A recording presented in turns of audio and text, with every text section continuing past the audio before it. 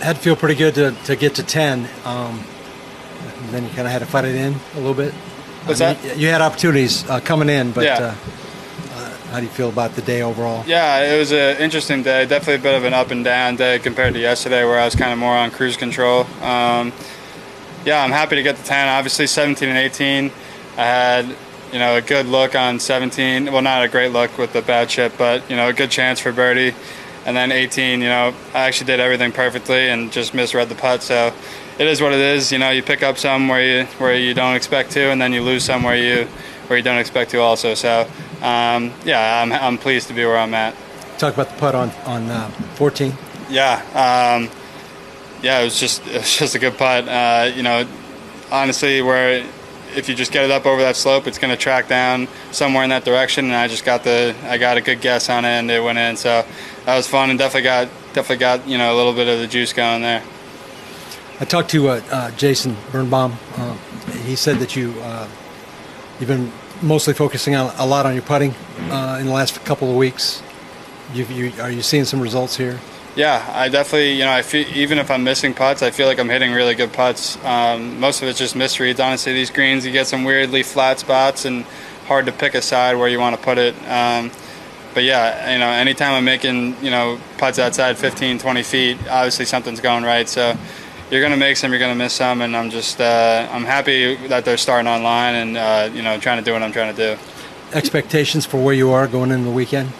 Hopefully I'm here every day in front of you guys, but yeah, just keep going, putting good rounds out there, and slowly try to eliminate some of the dumb bogeys that I'm making here and there. But other than that, I like what I'm doing right now, so hopefully just keep doing it. How does it feel to be in this position?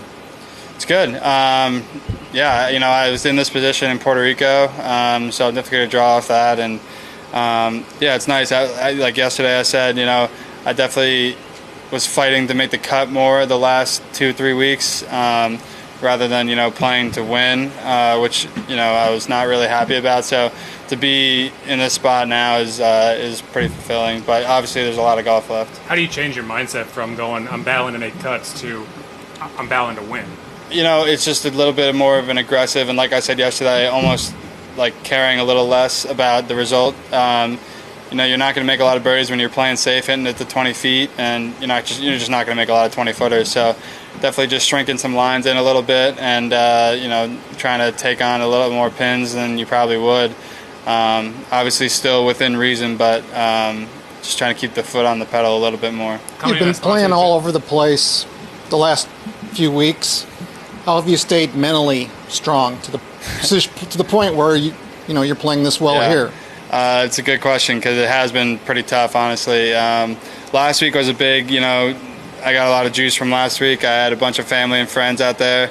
I probably had, 30 people with me just hanging out. We'd go out to dinner and stuff. So it was nice to see everyone, because really I've played 4 weeks out here, but I've also played Greyhawk, Big 12, so I'm working on about 7 weeks in a row. So, but obviously I'm in a great spot, and there's a lot of people that kill to be where I am right now. So, just taking that mindset into things, and I got two more days, and then I can go to my couch and hang out. But yeah, it's just it's tough, but it's hard to even think about it when you're playing in front of all these people and playing for something so big. You might not get that much rest if you top 10. You can go down to Kentucky, and obviously there's also the British Open exemption. Yeah.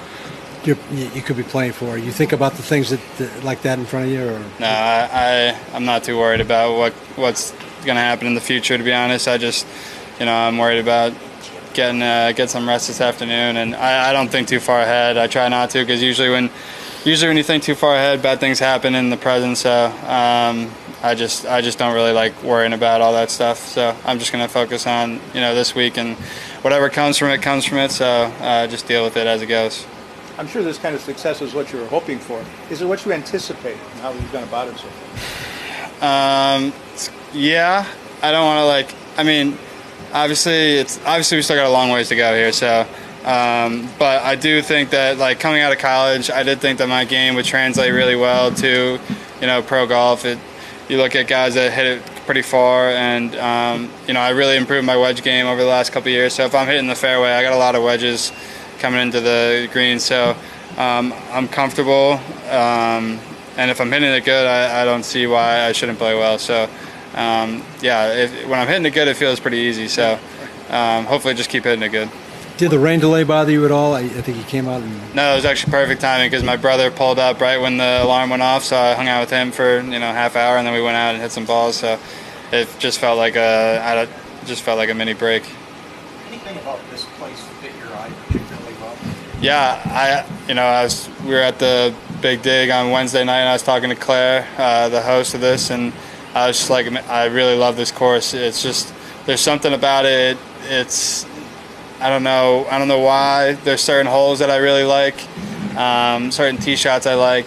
Yeah, I felt really good when I stepped out here on Tuesday. So I'm happy it's kind of meshing a little bit together. But yeah, it's just a really fun course, and there's plenty of excitement. But also you gotta hit some good shots coming down the stretch here on 18, like that tee shot, and yeah, it's a fun course.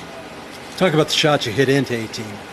Yeah, it's a little bit of a guessing game coming out of the thick rough, but yeah, we had like 118 to the pin, and I knew if I hit it good, if it lands short, I can two-putt from there, and it came out perfect, landed just short and rolled up, and yeah, I wish I would have made the birdie, but it is what it is. Didn't birdie either the par fives on the backside. Does that?